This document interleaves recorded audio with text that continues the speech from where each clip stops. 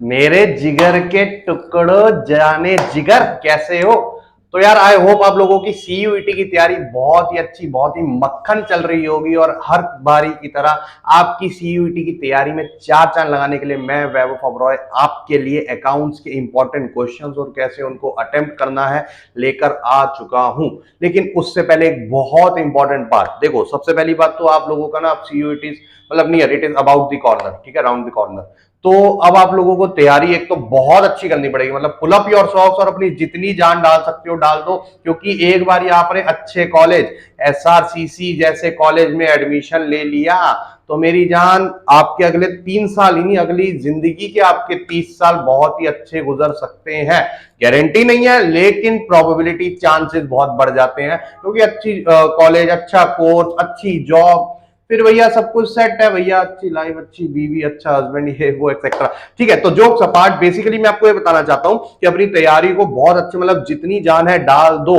ठीक है, कहीं कहीं हो सकता है कि कहीं बच्चे आप में से, ठीक है जी, सीयूईटी की तैयारी खुद कर रहे होंगे क्योंकि उन्हें लग रहा होगा कि सारा सिलेबस 12th का है, और उन्हें गलत नहीं लग रहा है, वो सही कर रहे हैं। ठीक है जी, ठीक है, अगर जिस बच्चे को लगता है कि भैया मुझे क्लासेस की जरूरत नहीं है तो ठीक है, दैट इज योर कॉल। जिसको लगता कर लिया उसने ज्वाइन कर लिया, या फिर जो कोशिश कर रहा था कि कहीं मैं हो सकूं, जैसे हमारे एवेंजर्स बैच का बहुत डिमांड आई, बहुत एप्लीकेशन आई, लेकिन वो लिमिटेड सीट्स की वजह से हम सबको नहीं दे पाए थे, तो so sorry for that also.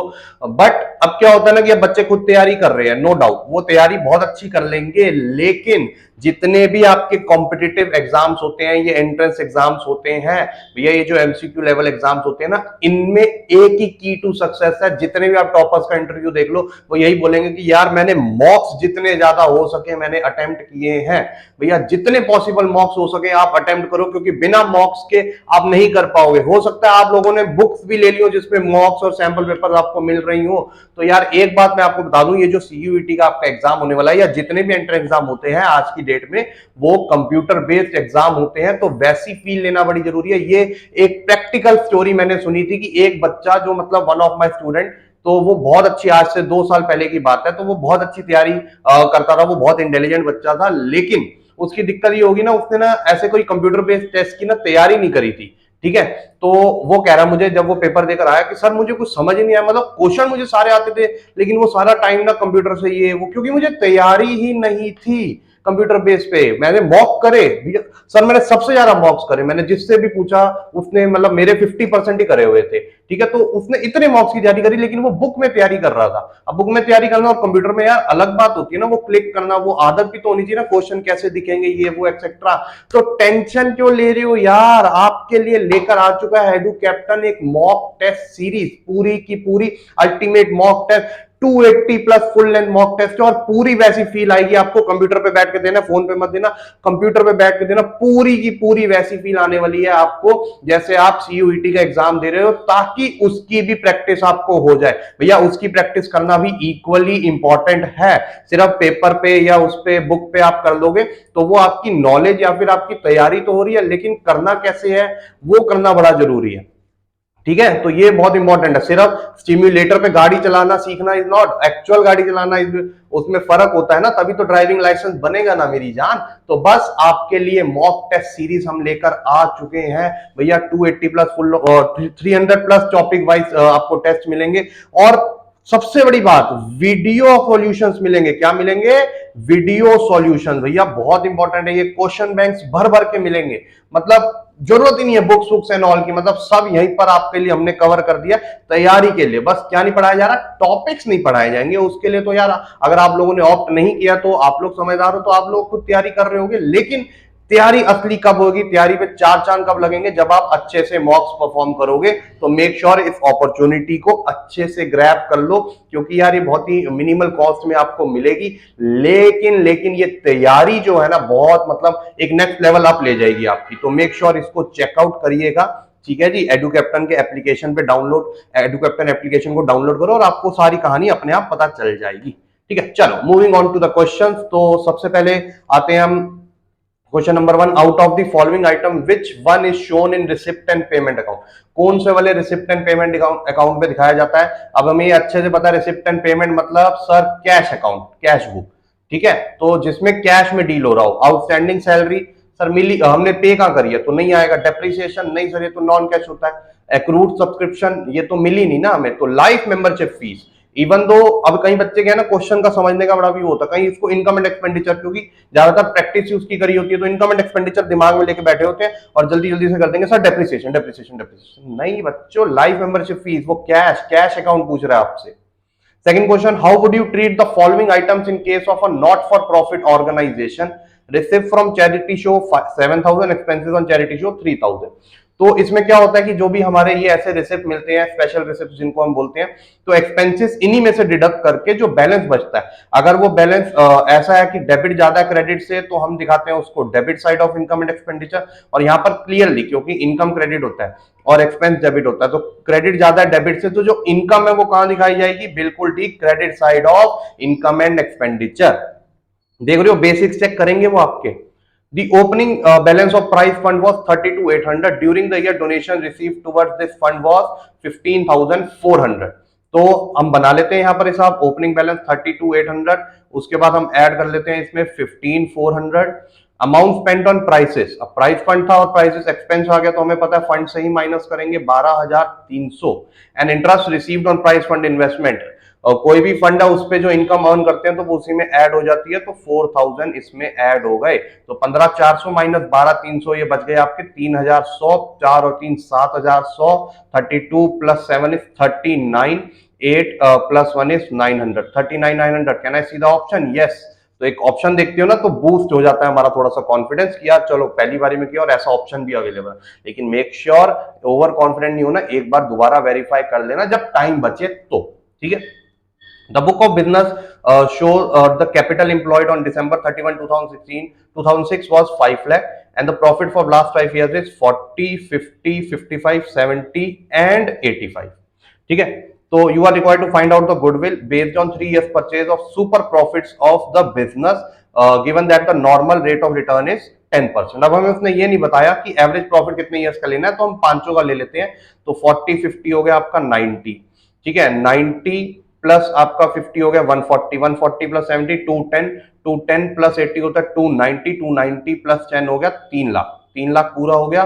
3 lakh को डिवाइड करेंगे 5 से, ठीक है जी, तो ये कितना आ जाएगा आपका 60,000 रुपए। अब 60,000 हमारा एवरेज प्रॉफिट आ गया, ठीक है।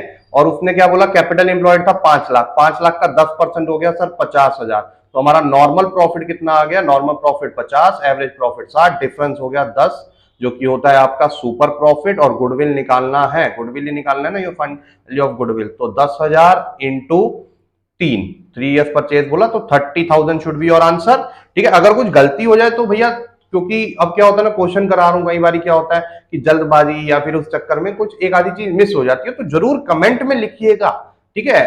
हम भी टीचर, हम भी इंसान है यार, गलती होना स्वाभाविक है। तो 30,000 should be your correct answer. Question number 5, What would be the journal entry for revaluation of increase in value of liability? जब भी लाइबिलिटी की वैल्यू बढ़ती है तो उस केस में हम रीवैल्यूएशन, क्योंकि लॉस हो रहा तो डेबिट करते हैं और लाइबिलिटी को क्रेडिट करते हैं, तो हमें सबसे पहले ऑप्शन में दिख गया revaluation account to liability account. Complete the following sentence. If goodwill already appears in books, it will be written off by debiting all partners, जितने भी पार्टनर्स थे, इन देयर विच रेशियो। अब गुडविल बुक्स में आ रही है तो old profit sharing ratio, ठीक है जी। अब यहां पर कई बच्चों को क्वेश्चन आता है कि सर हमें बताया तो है नहीं एडमिशन रिटायरमेंट ये वो, तो एक तो पहली हिंट ऑल पार्टनर्स। अब ऑल पार्टनर्स में दो केस हो सकते हैं, या तो वो रिटायरमेंट होगा, ठीक है जी, या फिर वो चेंज इन पीएसआर होगा। तो एज्यूमिंग कि ये चेंज इन पीएसआर है, क्योंकि रिटायरमेंट में वो स्पेसिफिकली बोल देगा, तो उसमें तो ओल्ड पीएसआर में ऑल पार्टनर्स कैपिटल जो है वो डेबिट हो जाती है, ठीक है। उसके बाद ये आपका क्वेश्चन है जिसमें आपको वर्कमैन कंपनसेशन रिजर्व दे रखा है 30,000 का बैलेंस शीट के अंदर, और क्लेम आ गया 50 का। क्लेम कितने का आ गया, 50 का। Eight the time of change in PSR what will be the journal entry involving partners capital. Partners capital को लेके क्या होगी, तो भैया 30 तो हम रिजर्व से ले लेंगे हमारी क्लेम की अमाउंट, बाकी 20 कहां से लेंगे, बिल्कुल ठीक, रिवैल्यूएशन। तो सबसे पहले तो देख लो रिवैल्यूएशन क्रेडिट 20 पे कहां हो रहा है, क्योंकि हमने 20,000 रिवैल्यूएशन पे लिया होगा तो वो लॉस हुआ होगा, डेबिट में गया होगा। अब हम पार्टनर्स में डिस्ट्रीब्यूट करेंगे तो रिवैल्यूएशन को क्रेडिट, तो एक हमारा यहां पर है रिवैल्यूएशन क्रेडिट 20 और एक ही है, ठीक है जी, एक ही है, तो debit partners capital 20 to revaluation 20। तो आई होप ये आपको समझ आया हो कैसे करना है। देखो सिंपल सी बात है ना, हमारी लाइबिलिटी आई 50 की, रिजर्व में सिर्फ 30 थे, तो बचे कितने 20 का एक्स्ट्रा लॉस हुआ है, हम तो 30 एक्सपेक्ट करके चल रहे थे, तो ये हमने कहाँ डाला होगा सर, रीवैल्यूएशन के डेबिट में। अब जब ये लॉस हो गया क्योंकि डेबिट में हमने डाला है और ये पार्टनर्स कैपिटल को डिस्ट्रीब्यूट करना है, तो partners capital debit to revaluation. उसके बाद question number 8, capitals of Sumit Raj after all adjustment is 2 lakh and 1.5 lakh respectively. They decide to admit Kamal as a new partner for 1/5 share. Kamal brought 1 lakh as his capital. He has to bring appropriate amount of goodwill. How much he will bring his share of goodwill? अब ध्यान से देखिएगा। तो सबसे पहली बात तो 2, 1 और 1 4, 4.5 लाख तो उनकी अभी प्रेजेंट कैपिटल चल रही है। And as per his share जो कि हम क्या होता है उसकी capital into reciprocal of his share 5 lakh ये हो गई। तो आपकी गुडविल कितनी आ गई 50,000 सर गुडविल आ गई। अब देखो काफी सारे बच्चे यहीं पर क्वेश्चन कंप्लीट करके 50,000 पे टिक मार देंगे, लेकिन उसने हिज शेयर पूछा है, इस शेयर के लिए हमें गुडविल को इंटू 1/5 करना पड़ेगा। तो भैया 50,000 का 1/5 कितना आ गया, बिल्कुल ठीक 10,000 रुपए। तो ये चीजें ध्यान रखना, ये एकदम जल्दबाजी में क्वेश्चन करने की जरूरत नहीं है, इनफ टाइम मिलेगा, ऐसा नहीं है बोर्ड्स की तरह कि सर पेपर लेंदी होगा ये वो एक्सेट्रा। अब वैसे भी 10 क्वेश्चन तो अपने को छोड़ने ही है ना, ठीक है। MNNK वर पार्टनरशिप, अच्छा हाँ ये भी बता दूं कि बच्चे फ्लो में पूरे क्वेश्चन कर जाते हैं बाबा 10 छोड़ने, और कंप्यूटर बेस में तो वैसे ही आप अटेम्प्ट नहीं कर पाओगे, तो इसकी भी टेंशन नहीं है। तो MNK were partners in a firm sharing profit and loss in the ratio of 2:1। The capital balances are 50,000, 70,000 and 35,000 and decided to retire from the firm, and the balance in the reserve on the date was 25, goodwill of the firm valued 30 and profit on revaluation 75। तो हमने निकालना कितना payable है, तो भैया 70 तो उसकी capital ही थी, उसके बाद उसका रिजर्व कितना बनता है सर, रिजर्व 25 है और उसका शेयर है 2/5, तो 2/5 ऑफ 25 इज 10,000, बिल्कुल ठीक। उसके बाद सर गुडविल वैल्यूएशन वाली है, ये बुक्स वाली नहीं है, तो क्रेडिट होगी अगेन इसका भी, तो सर गुडविल भी इसे मिलेगी सर 30,000 का, ये हो गया 12,000 रुपए 2/5। एंड सर 7,500 का है तो वो प्रॉफिट ऑन रिवैल्यूएशन है, तो ये भी सर 3,000 इसे मिल जाएगा, तो 25,000 ऐड करेंगे तो टोटल आ जाएगा 95,000 रुपीज। तो ये फाइनल अमाउंट एन को मिलनी बनती है। चलिए moving on, XYZ were partners on 30th June 2019, Y retired, the extract of their balance sheet is given below. Investment fluctuation दिया हुआ है, इन्वेस्टमेंट दे रखी है और मार्केट वैल्यू भी दे रखी है, तो लॉस कितना हो गया इन्वेस्टमेंट पे सर 20,000 का लॉस हो गया, लेकिन हमारे इन्वेस्टमेंट फ्लक्चुएशन फंड में कितना है 10,000, तो बाकी का कहां से लेंगे सर, बिल्कुल ठीक रीवैल्यूएशन से लेंगे। तो अब क्या एंट्री हम पास करेंगे इसको लेकर, तो इन्वेस्टमेंट फ्लक्चुएशन फंड तो पूरा डेबिट हो जाएगा 10 से, ठीक है जी, इन्वेस्टमेंट फ्लक्चुएशन फंड पूरा डेबिट हो जाएगा 10 से। उसके बाद रीवैल्यूएशन भी डेबिट होना चाहिए था 10 से, किसी में हो रखा है, ये देखो investment fluctuation fund 10 debit to revaluation 10 to investment, तो ये एंट्री बनती है कि नहीं बनती है सर। उसके बाद बोलोगे सर उसने ये 10,000 जो लॉस हुआ है वो डिस्ट्रीब्यूट नहीं किया, तो अभी तो हमें डिस्ट्रीब्यूट नहीं करना, अगर वो एक पार्ट भी आंसर दे रहा है तो बाकी सबसे, तो अगर आप मुकाबलों में देखोगे बाकी सबके मुकाबले में देखो आपको यही रिलायबल आंसर लगेगा। इसमें तो उसने सीधा इन्वेस्टमेंट फ्लक्चुएशन फंड बांट दिया, गलत हो गया। इसमें तो फंड भी डेबिट कर दिया, इन्वेस्टमेंट भी डेबिट कर दी, बढ़ा दी उसने वैल्यू, तो ये तो पूरा ही गलत हो गया। और इसमें इन्वेस्टमेंट, इसमें भी इन्वेस्टमेंट बढ़ा रहा है, तो ये भी गलत हो गया, तो C part is your correct answer. उसके बाद question number 11, in case of dissolution total creditors of firm were 40, creditors were 10,000 were given a piece of furniture costing 8,000 in full and final settlement. तो 40 में से 10 का तो settlement हो गया, उसकी तो भैया कोई पेमेंट करने की जरूरत ही नहीं है, फुल सेटलमेंट है। रिमेनिंग क्रेडिटर्स मतलब 30, उन्होंने हमें 10% डिस्काउंट दे दिया, 30,000 का 10% हो गया 3,000, तो हमने उन्हें पेमेंट कितनी, what amount will be what will be the amount with which cash will be credited in realization account for payment to creditor। तो 30 बचे थे उसमें 3 का डिस्काउंट, तो हम कैश से कितनी पेमेंट कर रहे हैं 27 शुड बी योर आंसर, बिल्कुल ठीक। At the time of dissolution total assets were 3 lakh, external liabilities were 1,20,000, if asset realise, एक तरीके से रियलाइजेशन बना लोगे तो इजी हो जाएगा, ठीक है, पूरा नहीं बनाने की जरूरत है, रफ में एक अपने आइडिया के लिए बना लो पर्टिकुलर अमाउंट, मतलब मैं भी फॉर्मेट ही क्यों बना रहा हूं। तो यहाँ पर आपके एसेट्स आ जाते हैं बुक वैल्यू पे सर 3 लाख यहाँ आ गया, लाइबिलिटीज आ जाती है सर 1.2 लाख यहाँ आ गया।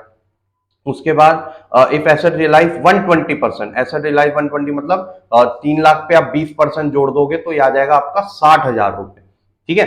तो 60,000 मतलब इसमें टोटल कितने आए आपके 3,60,000 रुपए, ठीक है जी। तो 120% भी कर दोगे आपको सीधा पता चल जाएगा कि 3,60,000 आपके आए हैं।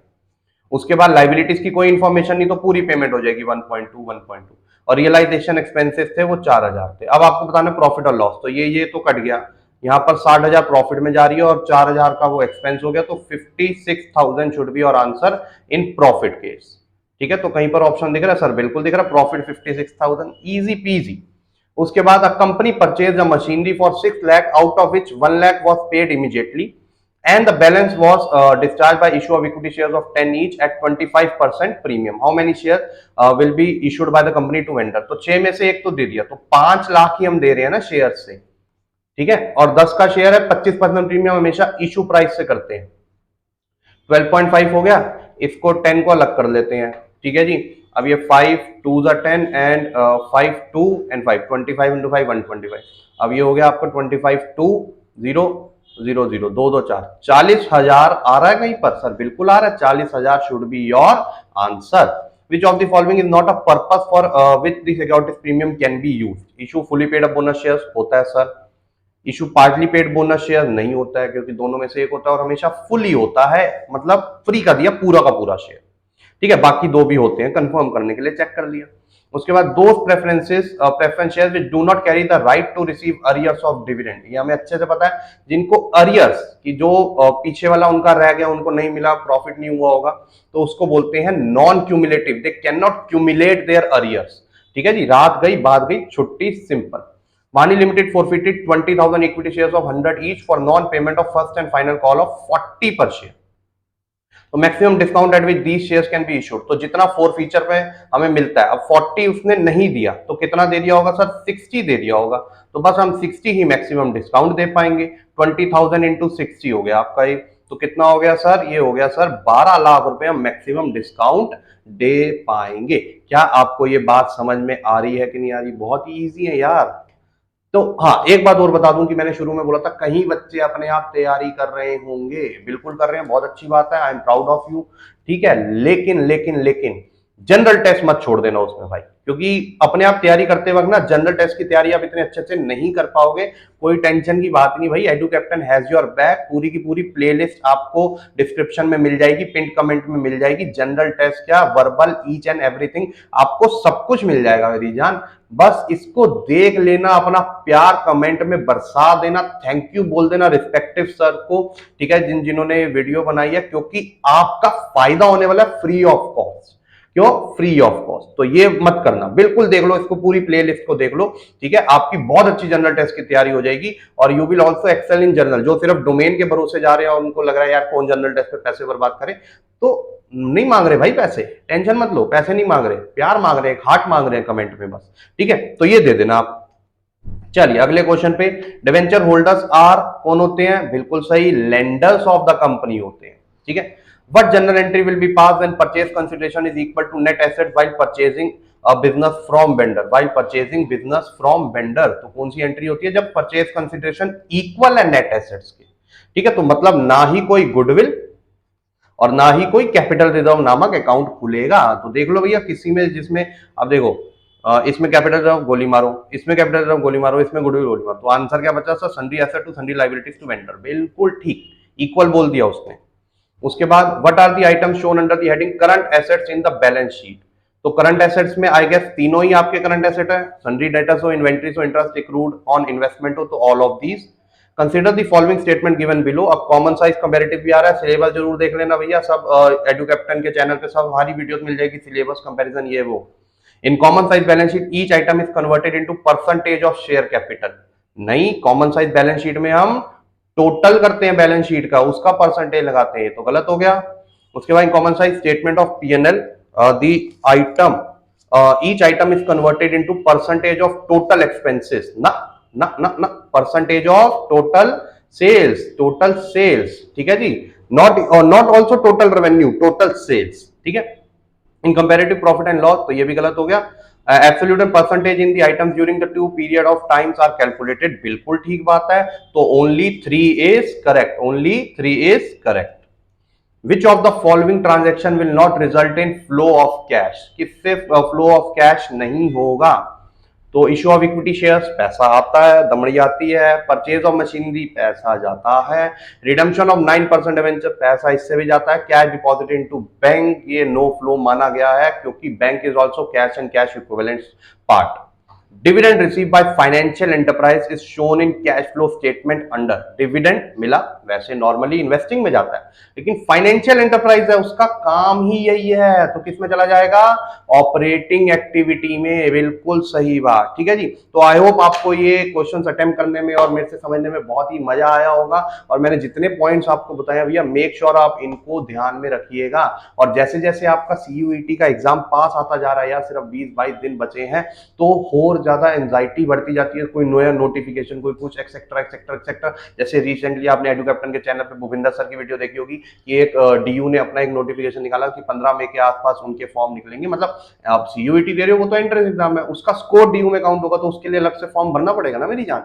तो आप टेलीग्राम चैनल ज्वाइन कर सकते हो एडू कैप्टन का, for all the latest news, give Awez, notes, ये वो एक्सेट्रा एंड मच मोर। ये काफी बच्चे ऑलरेडी ज्वाइंड हैं, जिन्होंने नहीं करा वो डिप्राइव हो रहे हैं बहुत अच्छे बेनिफिट से, बहुत अच्छे बेनिफिट एंड जो भी कहते हैं आपको, ठीक है। तो मेक श्योर ये करो। और उसके अलावा अपना फ्री कोर्स अवेलेबल है एडू कैप्टन पे, एडू कैप्टन की एप्लीकेशन पे, तो जरूर डाउनलोड कर लो। देखो भैया, हेल्प होगी, बहुत अच्छे फीडबैक आ रहे हैं, बहुत अच्छे रिव्यू हमें मिल रहे हैं बच्चों से। तो मेक श्योर इस एप्लीकेशन को, एडू कैप्टन की एप्लीकेशन, सीधा कुछ भी नहीं, प्ले स्टोर, ऐप स्टोर, जिस पे भी जाना है एडू कैप्टन टाइप करो, आपके सामने आ जाएगा। भूपिंदर सर की प्यारी सी वीडियो बनी हुई मिल जाएगी, ठीक है जी। इस पे आपको दिख सकता है ये फ्री कोर्स, ये फ्री कोर्स है, फ्री ऑफ कॉस्ट। इसमें वीडियोस हैं, ठीक है जी, क्वेश्चंस हैं, मॉक्स हैं, सब कुछ है, ठीक है। तो डू चेक दैट आउट। चलिए मिलते हैं आपके साथ हम नेक्स्ट वीडियो में, तब तक के लिए all the best for your preparations.